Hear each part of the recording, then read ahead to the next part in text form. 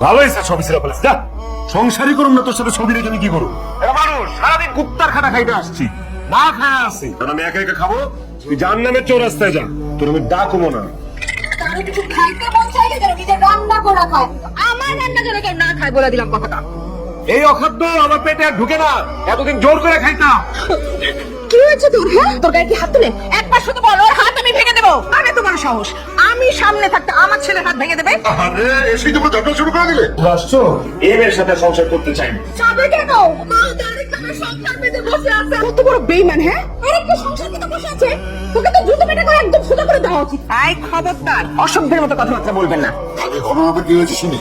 তিনি যা বলছে সঠিক, ও যা বলতেছে সব মিথ্যা কথা। হাতে নাতে ধরা খাও, পরও বলতেছে মিথ্যা কথা। না দেখছো কত বড় মিথ্যাবাদী? ও তো আমার পেছন কেটে মিথ্যা কথা বলতে পারে। এই ছেলে আরেকটা বিয়ে করতে পারে, সে ছেলে কথম কেটে মিথ্যা কথা বলতে পারে। মিথ্যাবাদী আমি না, মিথ্যাবাদী আপনার মেয়ে। আমি মিথ্যাবাদী? হ্যাঁ।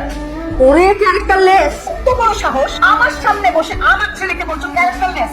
একটু আগে নিজের মুখে স্বীকার করছে যে আরেকটা বিয়ে করছে। ও যা বলছে সেটাকে সত্যি, ও মিথ্যা কথা বলতেছে।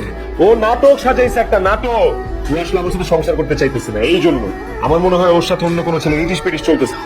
আমার চরিত্র নিয়ে পর্যন্ত কথা বলতেছে। খবরটা বলছি, আমার মেয়ের চরিত্র নিয়ে কোনো বাজে কথা বলবে না, তাহলে কিন্তু জুতাটা বাইরে এসে দেবে না ফেলবো।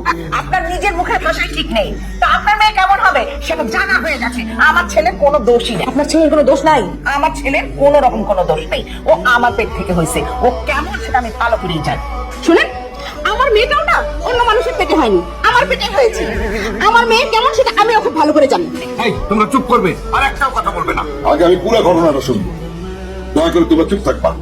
মারে, কথা শোনার আগে তুই আমাকে এক গ্লাস পানি খাওয়া। চিৎকার করে আমার গলাটা শুকিয়ে গেছে। এই তুই দাঁড়িয়ে আছিস কেন? দেখছিস না তো শ্বশুর শাশুড়ি এসে চা নাস্তার ব্যবস্থা কর, যা। বুঝছিস সাইদুল, আমার মেয়েটা হয়েছে ওর মায়ের মতো, কথায় কথায় সন্দেহ করে। কি বললে তুমি? কি বললে আবার বলো? আমি অন্য কারো বাপমার জন্য চা বানাইতে পারবো না, আমি শুধু আমার বাপমার জন্য চা বানাবো। চা কি আমি আমার বাপ মার জন্য বানাইতে পারি না? আমার বাপ মারে আমি চা খাও। এই খবরদার, আমার কেনা জিনিস যারা ব্যবহার থাকো। এই সংসারে কি আমার কেনা কিছু নাই? থাকতে পারে, দুই চারটা বাটি থাকতে পারে। এই বাটি কার? এই বাটিগুলো তো আমার টাকা দিয়ে তো কেনা নাকি? আমার বাপ মারে এই বাটি দিয়ে আমি চা খাবো। যা, যে খাইতে পারে ও চাতেও খাইতে পারে, মগেও খাইতে পারে, বাটিতেও পিয়া পিয়া খাইতে পারে। চুপ এনেছিস কেন? তাও দুই বাটি, তোর শ্বশুর শাশুড়ি খাবে না। বাটিতে স্যুপ না বাবা, তাহলে কি চা মা চা। বাটিতে চা এনেছিস কেন? যার ঘর ভাঙে সেই বুঝে কি দুঃখ। আমি আর তিনি সিদ্ধান্ত নিছি যার যার বাবা মাকে শেষে চা খাওয়াবো, যার যার কেনা জিনিস দিয়ে। কারণ আমি তো কাপ কিনে নেই, আমি কিনছি বাটি, সেজন্য বাটিতে চা নিয়ে এসছি। এখন কথা না বাড়ায় খাও, ঠান্ডা আছে, খাও। দুই কাপ কেন? শুনতে পেলে না যে সবকিছু ভাগাভাগি হয়ে গেছে? দেখি আমি চা খাবো। কি রে, চা পানছে কেন? চিনি দিস নি? সবই খাও মা, এই সংসারে থাকলে এসবই খাইতে হবে। তোদের সমস্যাটা কি? সমস্যা কি তা তো বলছি, ওর সাথে আমি আর এক মুহূর্ত থাকতে পারবো না, এক মুহূর্ত না। আর আমি তো তোর সঙ্গে থাকার জন্য এখানে বসে আছি, তাই না? আমার সাফ কথা মা, আমি ডিভোর্স চাই। কি কারণে তুই ডিভোর্স চাস? তাহলে শুনেন একটা একটা করে আমি বলতেছি।